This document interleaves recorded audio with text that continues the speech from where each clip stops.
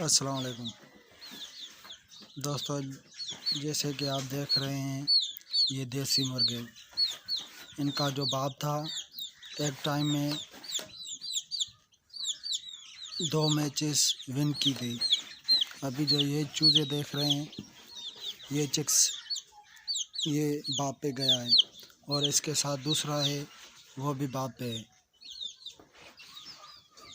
ये मुर्गी भी जो है ना वो मैंने असल नस्ल की ली थी, मगर इसकी जो क्रॉसिंग हुई थी ना वो इसका अच्छा नहीं था। इसका जो अभी चिक्स का जो बाप है ना वो मैंने अच्छा दिया है इस मुर्गी को।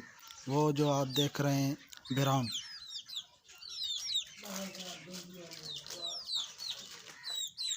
ये चिक्स ये भी बाप पे है। और ये जो भोसकी कलर का देख रहे हैं ये मुर्गी के माँ पे गया है।